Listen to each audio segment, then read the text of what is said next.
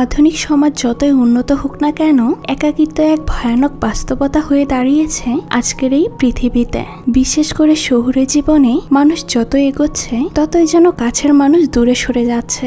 সময়, ব্যস্ততা, প্রযুক্তি সব মিলিয়ে আমরা একে অপরের স্পর্শ ভুলে গিয়েছি। এই একাকিত্ব শুধু তরুণদের নয়, প্রবীণদের জীবনেও এক মর্মান্তিক নিঃসঙ্গতা নিয়ে আসে। মাই পারফেক্ট রুমমেট এমনই এক আবেগঘন, জীবন ঘনিষ্ঠ ও হৃদয় ছোঁয়া কোরিয়ান সিনেমা, যা দুটি সম্পূর্ণ ভিন্ন প্রজন্মের মানুষকে এক ছাদের নিচে এনে নতুন করে সম্পর্কের সূচনা করে। এই সিনেমায় নেই কোনো হেভি অ্যাকশন, নেই জটিল প্লট টুইস্ট, আছে শুধু বাস্তব জীবনের ছায়া, কিছু হাসি কান্না আর একে অপরকে বোঝার অসাধারণ এক যাত্রা। একজন বৃদ্ধ মহিলা এবং এক তরুণের মধ্যকার গল্প, তাদের মধ্যকার ভুল বোঝাবুঝি, মানবিক যোগাযোগ ও পারস্পরিক সহানুভূতির ভেতর দিয়ে গল্পটা ধীরে ধীরে দর্শকের মনে গেঁথে গিয়েছে।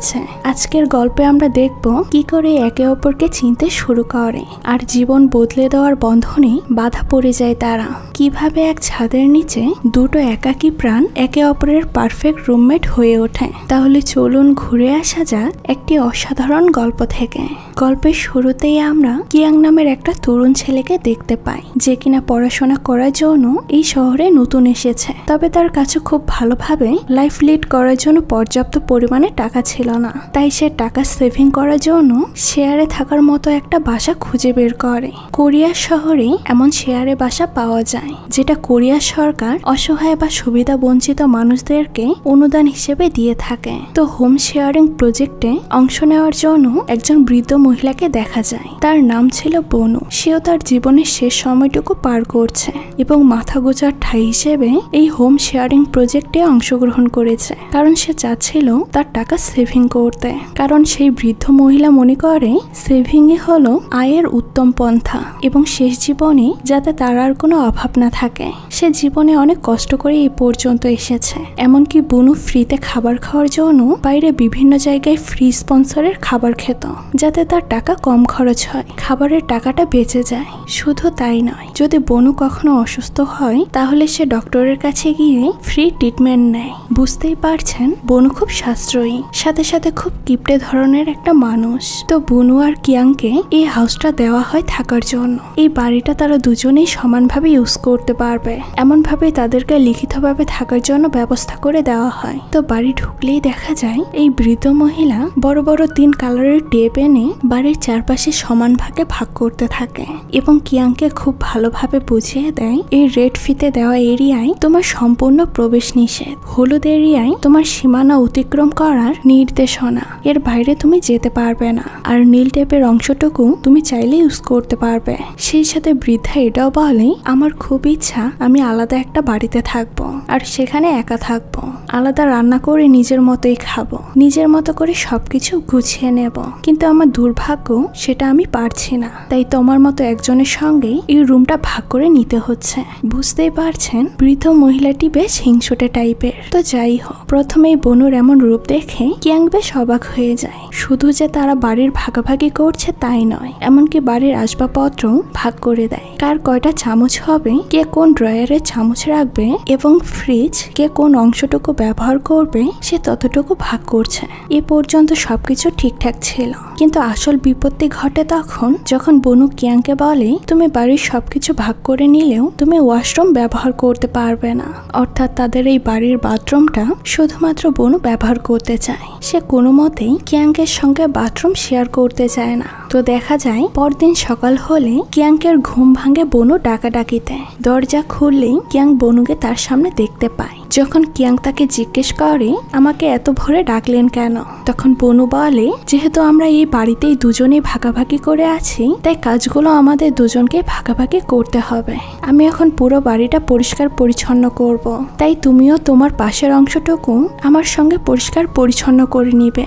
এক পর্যায়ে কিয়াং বাধ্য হয়ে পুরো বাড়ি বুড়ির সঙ্গে পরিষ্কার করে নেয়। এদিকে কাজ করার সময় কিয়াংকের খুব জোরে বাথরুমে চাপ চলে আসে আর সে তার রুমে থাকা টয়লেট টিস্যু নিয়ে দৌড়ে পাবলিক টয়লেটে চলে যায়। তার চাপ সারতে। যখন কিয়াং ফিরে আসে তখন বনু তাকে বকা দিয়ে বলে, তোমার কেন এত বারবার বাথরুম আসে আর তুমি দৌড়ে ছুটে যাও। তখন এই বিষয়টাকে কিয়াং ইজি করার জন্য একটু হাসি দিয়ে বলে, আসলে আমার ছোটবেলা থেকেই ইরিটেবল বাওয়েল সিনড্রোম আছে, অর্থাৎ তার বাথরুমের সমস্যা আছে। তো দেখা যায় বৃদ্ধা তার কথাটা ইজিলি না নিয়ে ধমক দিয়ে তার বাকি কাজগুলো দ্রুত শেষ করতে বলে এখান থেকে চলে যায়। এরপর আবারও কিয়াং তার পরিষ্কার পরিচ্ছন্ন কাজে লেগে পড়ে। মূলত এই বৃদ্ধা ছিল খুঁতখুঁতে ও পরিষ্কার পরিচ্ছন্ন স্বভাবের। সে সবকিছু পারফেক্টলি পরিষ্কার পরিচ্ছন্ন থাকতেই পছন্দ করত, যার কারণে সে তার সবকিছু মনের মতো করে নিতে চাইছিল। কিছুক্ষণ পর কিয়াং কাজ শেষ করে বাইরে আসলে বনু তাকে দেখে হাসি দিয়ে বলে, এত কষ্ট করে সব কাজগুলো শেষ করার জন্য তোমাকে অসংখ্য ধন্যবাদ। এরপর এটাও বলে, এতক্ষণ নিশ্চয়ই কাজ করে তোমার অনেক খিদে লেগে গিয়েছে, আসো আমার সঙ্গে নাস্তা করবে। এই বলে সে কিয়াংকের হাত ধরে টেনে নাস্তার টেবিলে নিয়ে আসে। কিয়াং প্রথমে তার সঙ্গে বসে নাস্তা করতে চাইছিল না, কিন্তু সে আবার এমন মুরব্বী একজনের মুখের ওপর নাও করতে পারে না। ভদ্রতার খাতিরে সে নাস্তা করতে বসে যায়। তখন নাস্তা করার সময় বনু তাকে জিজ্ঞেস করে, তুমি খাবার কোথা থেকে খাও? কিয়াং জানিয়ে দেয় সে বাইরের যে কোনো ক্যাফেটেরিয়া থেকে রাস্তার খাবার কিনে খায়। কথায় কথায় এটাও জানতে পারে এই খাবার খাওয়ার জন্য কিয়াংকে প্রায় 4000 ওন খরচ করতে হয়। তাই বনু তাকে বলে, আমি ঘরোয়া খাবার দাবার সবকিছু সস্তাতেই করি। এই খাবারগুলো দেখছো, এগুলো আমি স্বাস্থ্যসম্মত খাবার ঘরে বসেই 5000 ওনের ভেতরে রেডি করে ফেলি। অর্থাৎ সে জানতে দেয় না সে বিভিন্ন জায়গা থেকে ফ্রি খাবার খায়। এটা যদি জানতে পেরে কিয়াংও ফ্রিতে খেতে যায় তাই। তো যাই হোক, কিয়াং কলেজে আসলে ক্লাস শেষে তার বন্ধুর সঙ্গে অনেকক্ষণ আড্ডা দিয়ে তারা দুজনে একসাথে সিনেমা দেখতে যেতে চায়। এমন সময় কিয়াংকের ফোনে একটা কল আসলে সে অনেক অস্থির হয়ে ওঠে। মূলত কিয়াংকের এক বান্ধবী তাকে ফোন করে জানায় যে সে শহর থেকে বাইরে কাজের জন্য যাচ্ছে, তাই 3 দিনের জন্য তার পোষা কুকুরটাকে তার কাছে রেখে যেতে চায়। কিয়াং খুব সরল সোজা ছেলে, তাই সে বান্ধবীকে নাও করতে পারে না। কিন্তু এদিকে সে কুকুরটা নিয়ে কি করবে সেটাও বুঝে উঠতে পারে না। তার এমন অস্থির পরিস্থিতি দেখে তার বন্ধু হু তাকে বলে, তুমি এত টেনশন করছো কেন? কুকুরটিকে তোমার বাড়িতেই নিয়ে রেখো। হু তো জানতো না কিয়াং এর বাড়ির কন্ডিশন কি। কিয়াং বলে, এটা সম্ভব না, আমার বাড়িতে আমার নিজেরই থাকতে খুব কষ্ট হয়, আর সেখানে যদি আমি একটা পোষা প্রাণী নিয়ে উঠি তাহলে তো আমার ওখানে আর থাকাই হবে না। এদিকে কিয়াং তার বান্ধবীর থেকে তার পোষা কুকুরটা নিতে আসে। কিয়াংকের বান্ধবী তার কুকুরটা দিয়ে তাকে চলে গেলে কিয়াং বুঝতে পারে না সে এখন এই কুকুরটা নিয়ে কি করবে, কিভাবে এই দরজাল বুড়ির সামনে বাসায় গিয়ে উঠবে। তবুও আর কোনো উপায় না পেয়ে কিয়াং কুকুরটাকে নিয়ে বাসায় আসে। দরজার কাছে আসতেই কুকুরটা চিৎকার করে ডাকতে শুরু করে দেয়। কিয়াং তাকে এমন ভাবে ডাকাডাকি করতে নিষেধ করে দেয়। ঠিক তখন ভেতর থেকে বনু দরজা খুলে তাকে ভেতরে আসতে বলে। দেখা যায় কিয়াং মুখ ফিরিয়ে উল্টো দিকে ঘুরে দাঁড়িয়ে আছে। বনু জিজ্ঞেস করে, দাঁড়িয়ে আছো কেন? তখন কিয়াং কোনো কথার উত্তর দেয় না। আর ফাইনালি আবারও কুকুরটা ডাক দিলে বনু বোঝা যায় কিয়াং কাউকে তার সাথে করে নিয়ে এসেছে। কিয়াং ভয়ে ভয়ে ঘরের ভিতরে ঢুকে বনুকে বলে, মাত্র 3 দিন কুকুরটাকে বাড়িতে থাকতে দিতে, তারপর আমি কুকুরটার একটা ব্যবস্থা করব, প্লিজ আপনি কিছু মনে করবেন না। এ কথা শুনে বনু অনেক রেগে যায়। এখানে সে মানুষ সহ্য করতে পারে না, তার উপর একটা পশুকে সে কিভাবে সহ্য করবে। তারপর আবারও কিয়াং বনুকে বুঝিয়ে বলে, ও তেমন কোনো সমস্যা করবে না, সবসময় আমার ঘরে আমার সাথে থাকবে, আমি কলেজে যাওয়ার সময়টুকু শুধু বাড়িতে থাকবে। তাছাড়া এই বাড়ির সমস্ত কাজ আমি 1 মাস করে দিব, আপনার কোনো কাজ করতে হবে না। এ কথা শোনার পর বনু কিয়াংকে আর কোনো কিছুই বলে না।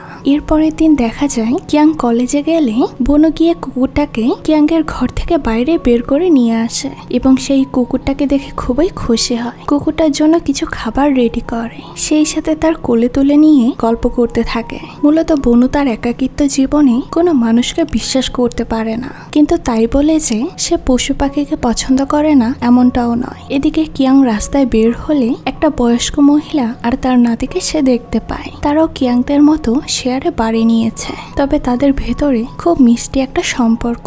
তারা সবসময় একসঙ্গে থাকে, একসঙ্গে ঘুরতে বের হয়, সিনেমা দেখতে যায়। তো কিয়াং তাদেরকে দেখে ভীষণ মন খারাপ করে সে মনে মনে ভাবে এরা কতটা ভালো সময় কাটায়, অথচ আমার রুমমেট আমার সঙ্গে প্রতিনিয়ত খারাপ আচরণ করে। 3 দিন পর কিয়াং ওই কুকুরটাকে তার সেই বান্ধবীর কাছে আবারও ফেরত দিতে যায়। তার বান্ধবী যখন জানতে পারে তারা কুকুরটাকে অনেক যত্ন করেছে, সে অনেক খুশি হয়ে যায়। কিয়াং বনু সম্পর্কে তার বান্ধবীর কাছে অনেক পজিটিভ কথা বলে, তাই উৎসাহবশে কিয়াংয়ের বান্ধবী বনুর সঙ্গে দেখা করতে চায়, যে তার কুকুরের এত যত্ন নিয়েছে।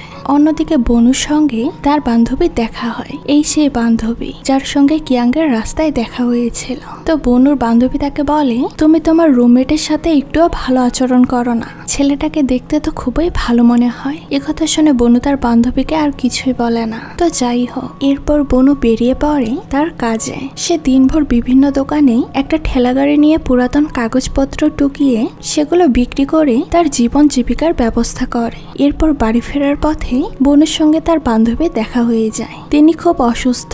সেই রাতে রাস্তার ধারে বসেই তার সময়টা কাটিয়ে দিচ্ছিল। তখন সে বনুকে দেখে অনেক লজ্জা পেয়ে যায়। তাই সে বলতে থাকে, আমি অসুস্থ জেনে আমার ছেলেরা আমাকে ফোন দিয়েছিল, অ্যাম্বুলেন্স ডেকে পাঠিয়েছে, হসপিটালে যেতে বলেছে, কিন্তু আমি রাগ করে এখানে বসে আছি, ওদের কথা মতো যায়নি। মূলত বনু জানে তার বান্ধবীর সঙ্গে এমন কিছুই হয়নি, কারণ তার বান্ধবীর ছেলেরাই তাকে দেখতে না পেরে বাড়ি থেকে বের করে দিয়েছে, যার কারণে তাকে শেয়ার হাউসে থাকতে হচ্ছিল। এখন কিছু একটা হয়েছে যার কারণে সে রাস্তায় বসে আছে।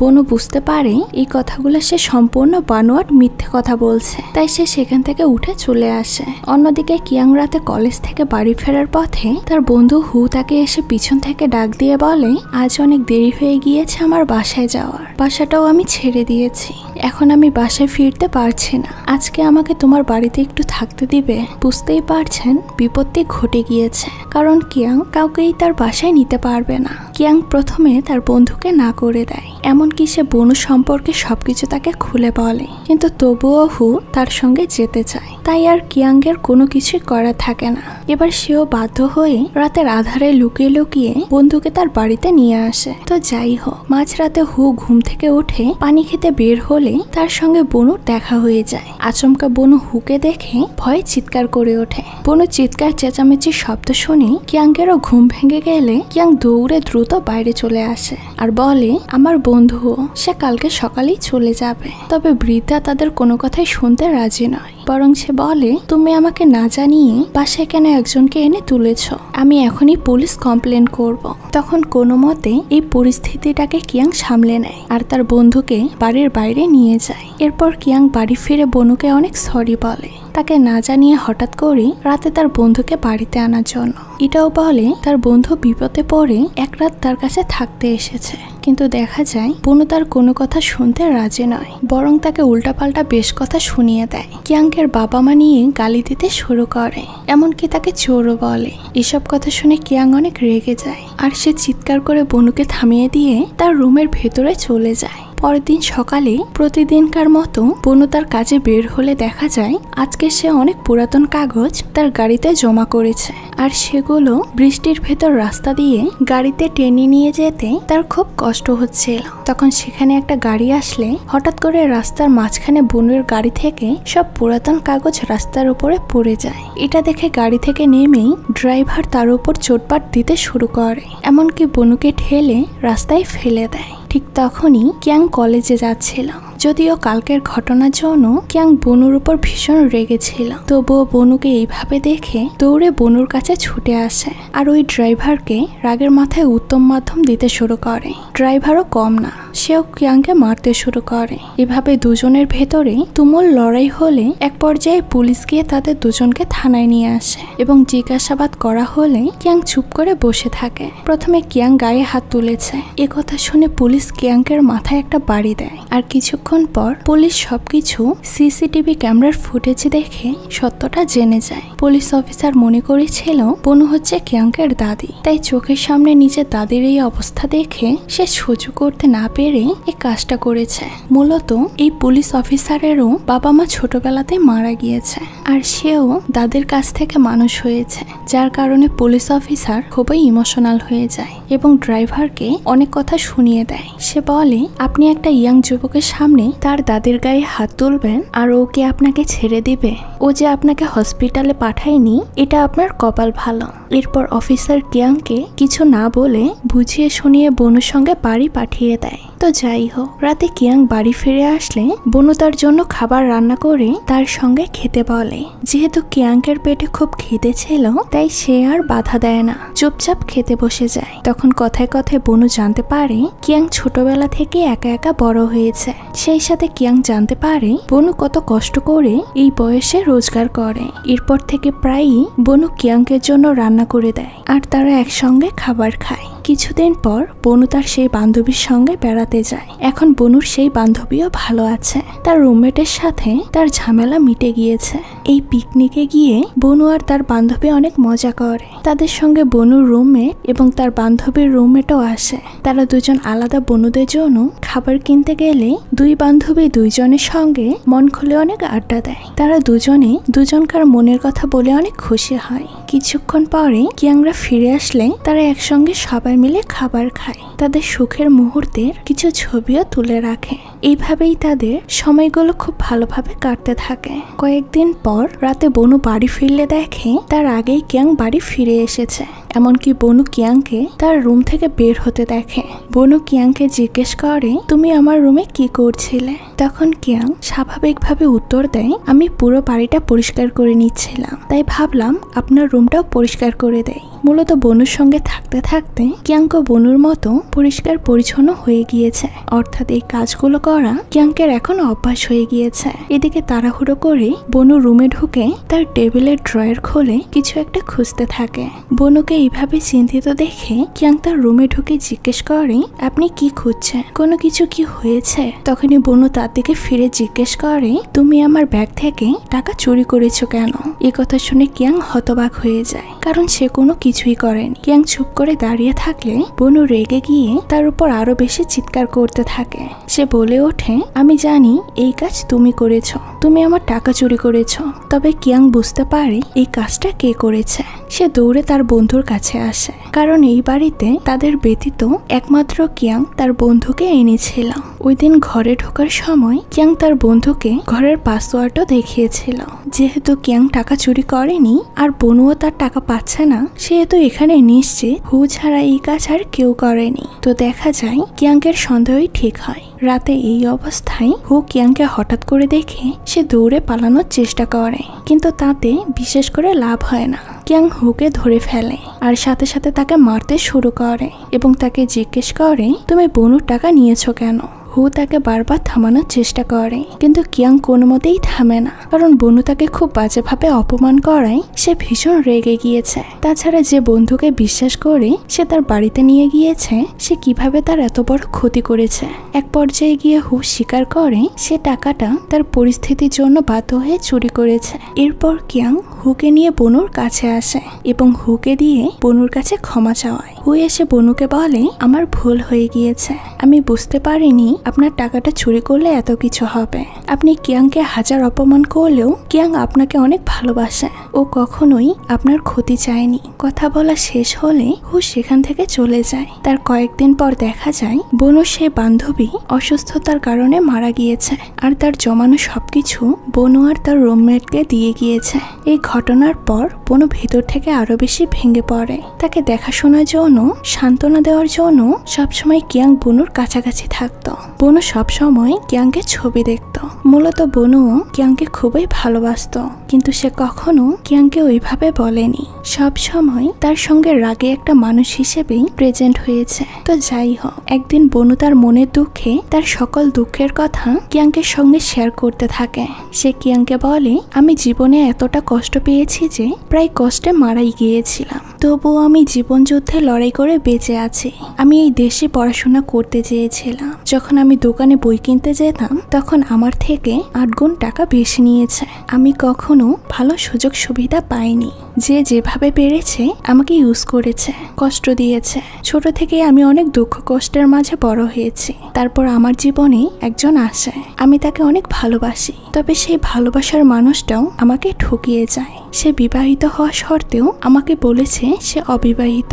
এরপর আমার সাথে সম্পর্ক করেছে, আর যখন আমি জানতে পারি তার সত্য ঘটনা, তখন আমি তাকে ডিভোর্স দিয়ে দেই। এটা কি আমার খুব বেশি ভুল ছিল তুমি বলো? আমি পারিনি কোনো মিথ্যুকের সঙ্গে আমার বাকিটা জীবন কাটিয়ে দিতে। আমার আত্মসম্মানে বেঁধেছে। তারপর আমি আমার বাবা মায়ের কাছে শেষ আশ্রয় করতে চেয়েছিলাম, কিন্তু তারাও আমাকে তাদের পাশে রাখেনি, চরমভাবে ঠকিয়েছে। আমি পরিশ্রম করে আমার উপার্জিত টাকা বাবা মায়ের হাতে তুলে দিলে আমার বাবা সেই টাকা নষ্ট করে ফেলে। আমার মা তখন বাবার এই অন্যায়ের কোনো প্রতিবাদ করেনি। এইভাবে বনু তার জীবনের প্রতিটা দুঃখের কথা বলতে থাকে আর কান্নায় ভেঙে পড়ে। সে কাঁদতে কাঁদতে বলে, আমাকে জীবনে কেউ বিশ্বাস করেনি, তাই আমি এখন এমন হয়ে গিয়েছি। আমিও কাউকে বিশ্বাস করতে পারি না, আমার পাশে কাউকে রাখতে চাই না, এমনকি আমার নিজের টাকা এখন আমার নিজের কাছে গুছিয়ে রাখি। এক পর্যায়ে আমি ভেবেছিলাম আমি মারা যাব, কিন্তু মৃত্যু এত সহজ না, তাই মরতেও পারেনি। এরপর কিয়াং তার জীবনের কথাগুলো বনুর সঙ্গে শেয়ার করে। কিয়াংকে তার জন্মের 1 মাস পরেই তার বাবা মা গির্জার সামনে ফেলে রেখে যায়, আর সেখানে থেকেই সে মানুষ হয়। কেউ তার নাম জানতো না, তার জন্মদিনের তারিখটাও কেউই জানতো না। এভাবেই ছোট থেকে অবহেলা অযত্নে কিয়াং বেড়ে উঠেছে। এই গির্জা থেকে একটু বড় হতেই তাকে এতিমখানায় পাঠিয়ে দেওয়া হয়। তখন তার নাম দেওয়া হয়েছিল হান। গির্জার ফাদার খুবই দয়ালু ছিল, তাই তাকে অন্তত খাবার কষ্ট কখনোই করতে হয়নি। তো দেখা যায় বনু জীবনের দুঃখ কষ্টের চেয়েও কিয়াংকের জীবনের দুঃখটাই বেশি। আর এই কথা শুনে বনু অনেক ইমোশনাল হয়ে যায়, কারণ এতটুকু একটা বাচ্চা ছেলের জীবনে কতই না দুঃখ সে এতদিন সহ্য করেছে। এমনকি এই বাড়িতে থাকতে এসে দিনের পর দিন বনুর অনেক কথাও শুনেছে, কিন্তু সে কখনো প্রতিবাদ করেনি বা তাকে কোনো বাজে কথাও শোনায়নি, সবসময় চুপচাপ সহ্য করেছে। তাই বনু কিয়াংকে বলে, তুমি আমার সঙ্গে আমার বাকিটা জীবন থাকতে পারবে? আমি চাই মরার আগ পর্যন্ত তোমার দিদিমা হয়েই বেঁচে থাকতে। আমাদের সত্যিকারের একটা পরিবার হবে। বনুর মুখে এমন কথা শুনে কিয়াং অনেক খুশি হয়, আর তারা দুজনেই অনেক ইমোশনাল হয়ে দুজনকে জড়িয়ে ধরে। এতদিনে তাদের জীবনে দুঃখ কষ্ট হয়তো এখন শেষ হয়ে গিয়েছে। বনু তার জীবনের শেষ বয়সে এসে সব দুঃখ কষ্ট ভুলে গিয়ে একটা পরিবার পায়, একটা নাতি পায়। কিয়াংকো জীবনে কোনোদিন পরিবারের স্বাদ না পেয়েও বনুর মতো একজন দাদি পায়। এরপর বছর ঘুরে আসতেই তাদের এলাকায় যাদেরকে থাকার জন্য সরকারিভাবেই অনুদান হিসেবে হাউস দেওয়া হয়েছিল, তাদেরকে নিয়ে একটা অনুষ্ঠানের আয়োজন করা হয়। সেখানে কিয়াং আর বনু দুজনেই আবার দুজনকে রুমমেট হিসেবে সিলেক্ট করে নেয়। সেই সাথে তারা সবার সামনে লিখিত ঘোষণা করে দেয়, এখন থেকে কিয়াংকে বনু তার নাতি হিসেবে স্বীকৃতি দিয়েছে। এইভাবে তারা একে অপরের পাশে থাকতে চায়। এতে করে তাদের এলাকার সবাই অনেক খুশি হয়, তাদের দুজনকে হাততালি দিয়ে অভিনন্দন জানায়। আর এরপর থেকেই বনুর কাজগুলোতে সবসময় কিয়াং সাহায্য করতে থাকে। প্রতিদিনকার মতো বনু যেমন পুরনো কাগজ টোকানোর জন্য বাইরে বেরিয়ে যায় ঠেলাগাড়ি নিয়ে, সেই সাথে কিয়াং এখন তার সঙ্গে বাইরে বেরোয় এবং বনুর ঠেলাগাড়ি ঠেলতে সাহায্য করে। এইভাবেই তারা তাদের টুকটাক কাজ করে জীবন চালাতে শুরু করে। সকল কঠিন কাজেই বিপদে আপদেই তারা একে অপরের পাশে থাকে।